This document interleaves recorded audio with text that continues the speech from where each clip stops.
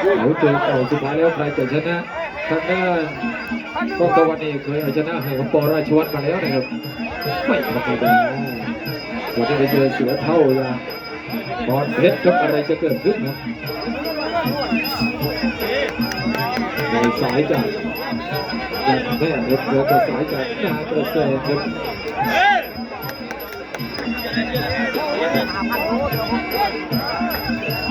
จับเทเลยครับโอ้โหตอนเกิดเป็นยิ้มเนี่ยเป็นเกลือแล้วครับนี่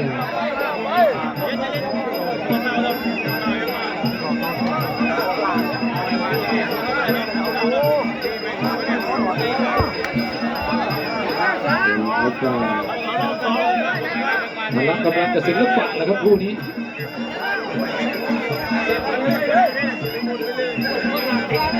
มารับกำลังน่าจะอยู่ที่ครอบครัวนะครับศิลปะน่าจะอยู่ที่บอลเพชรครับชอบแบบไหนครับพี่น้องตาดูให้ดีครับ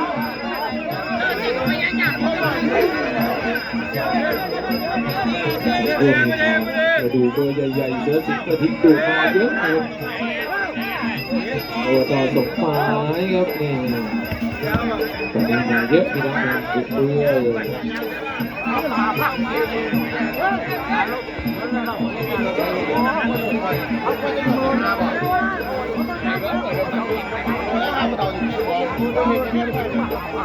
โบสคู่สำคัญที่หนึ่งที่เราไล่เรียงไว้แนวที่ห้ายกหนึ่งแล้วนะ4,000โอลิมปิกเจนเดลาบอลก็เป็นเวทีโดนเข้าไปครับเตะขาไปก่อนแม่ขอเช็ดเจอครับขวาไปรูปครับนะครับนี่เราสะดวกเลยทำแรงด้วยนะพายุสาวด้วย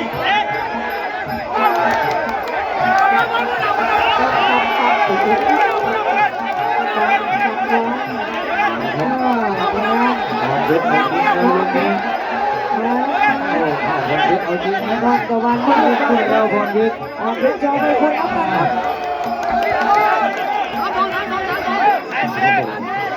ดีนะดีนะยกขึ้นยกขึ้นปอดมาที่เพชรเอาที่ทำงานนั่นอย่างเชื่อใจยกตัวเพชรของทำทั่วกดมาต้องตะวันเดี๋ยวเพชร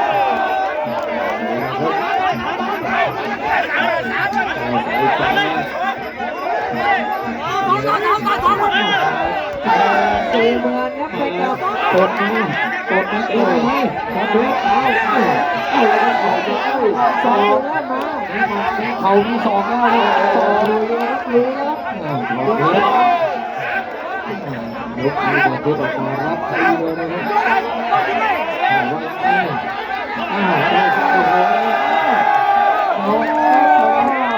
ยกทิ้งคือโอมายกที่3ครับโอ้เจอฉายชุดเดียวครับพรเพชรโอ้คาราบาลยกมือขอโทษครับ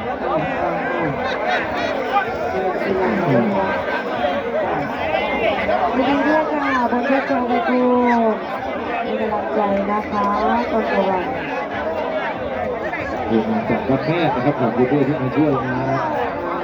แล้วก็ดีใจกับทีมงานพรเพชรด้วยนะครับ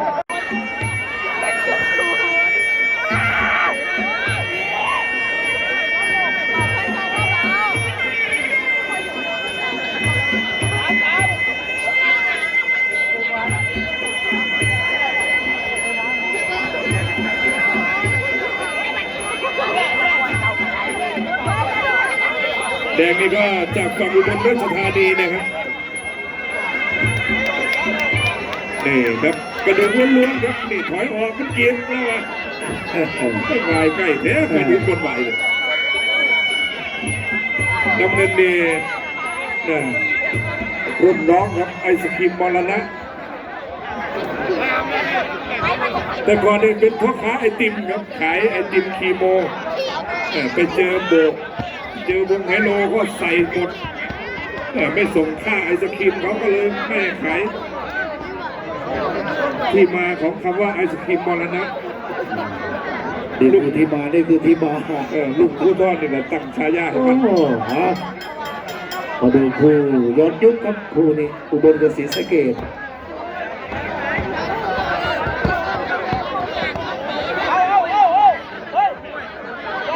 โอ้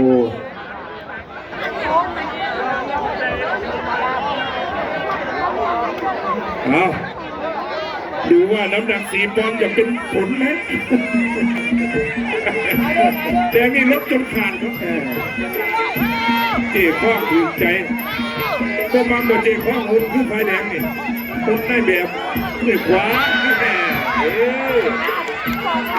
เตะไปโดนกระดูกเหนือของคนบอกว่าเจ็บหนักเอง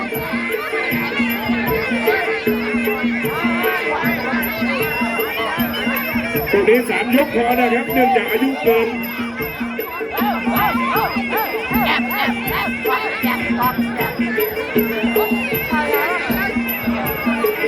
จอลากไปทีหนึ่งครับพยุงชาติ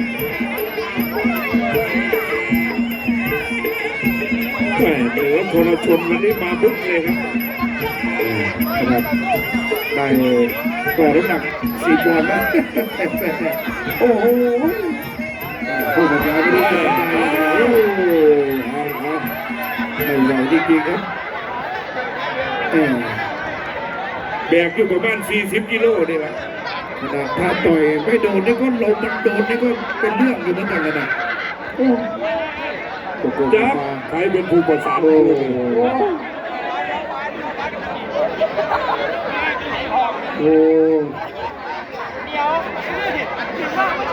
ครับประสานอย่างไรยังเรียนกันครั้งกันเองคืนต่อยไปนี่ส่งเขาไปหาหมอเอาทุกปีดีนี่ครับคืนเนี่ยเขาต้องเอาพวกปลอดภัยไปก่อนกับพี่แดงแมงครับปู่ภูธรปัญญาที่นั่นนะครับ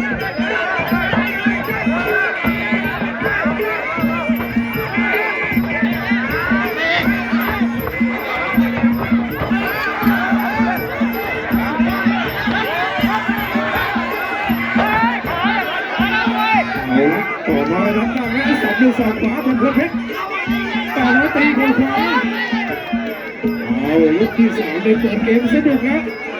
ท้าดวลชวนแรกกันนะท้าดวลชวนแรกกันนะวันพิเศษ35,000อย่าดีเยอะอย่าถอยเยอะครับยก3แล้วเดี๋ยวต้องคิดเอา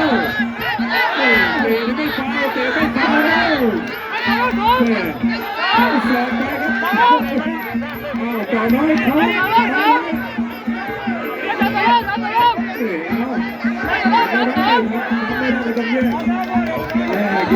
กเอาเปลี่ยนทีก็หมายที่เจ้าที่เอาอีกเอาต่อเนื่องต่อน้อยเดินมงคลเพชรบอกว่ามา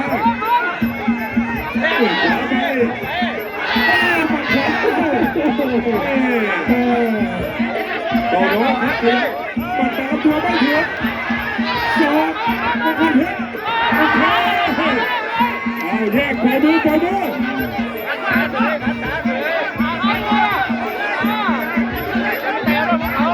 แยกคนแยก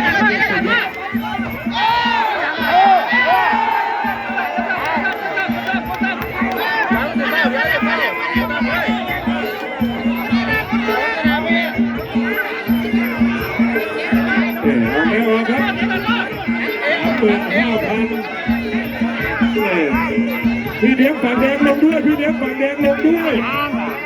คุณลุงลงด้วยคุณลุงเดี๋ยวมันจะเป็นพลาดเดียวกับลูกนักมวยนะครับ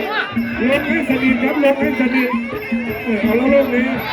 เดี๋ยวเขาไปชมที่แถมกินเราเลยลงคุณลุงอันตรายต่อมาไม่สนใจขวาตรง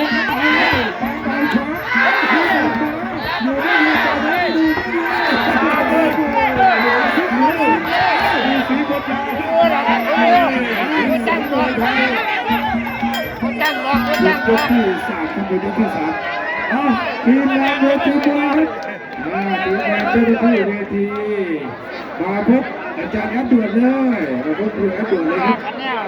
ที่ตัวเบิกเมืองไม่รู้ว่าไปอยู่ตรงไหนของสนาม แฟนบอลเยอะเหลือเกินนะครับแฟนบอลเยอะเหลือเกินมาพบผู้จัดการให้มาพูดคุยกันด้วย พ่อพานน้ำเกลือครับพบเสียน้อยด้วยนะครับหลังผู้บรรยายครับพ่อพานเต็มที่นวดนักมวยใช่ไหมยูบอกกินเหล้าเด้อบอกกินเหล้าเด้อ เอาคู่ต่อไปโกโก้ซุปเปอร์เบียร์แจ้งยอดครับโกโก้ซุปเปอร์เบียร์แล้วก็จะมาที่ฉลามเพชรกับธนาคู่นี้อาจารย์รุ่งได้ข่าวมาหลายหมื่นเลยนะ เทียบยอดกันมาเลยครับเดินพันมาวางด้วยนะครับเดินพันมาวางด้วย คู่ฉลามเพชรกับธนานี่บอกว่าอยู่ข้างนอกนี่เมื่อกี้นี่50,000แล้ว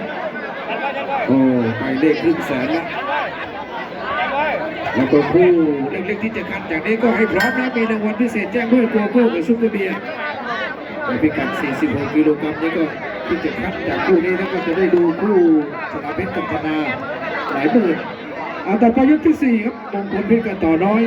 ชิง 35,000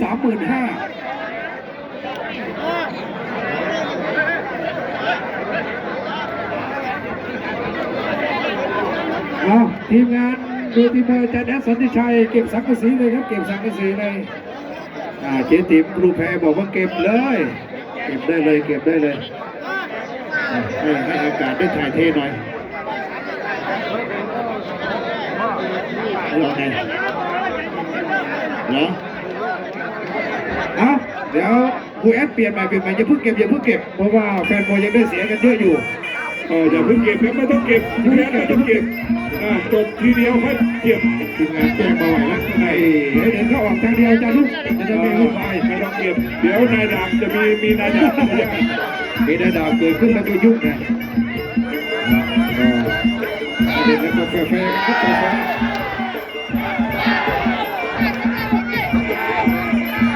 โอ้ยโอ้ยมีเสียงบนยา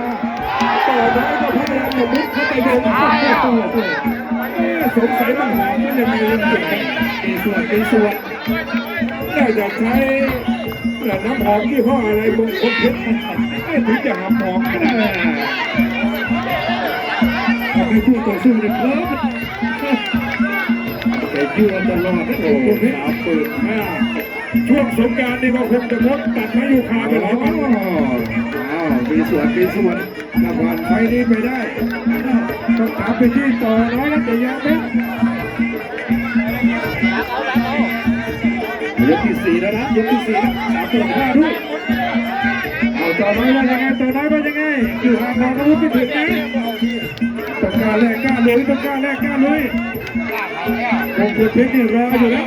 นี่เป็นข้าว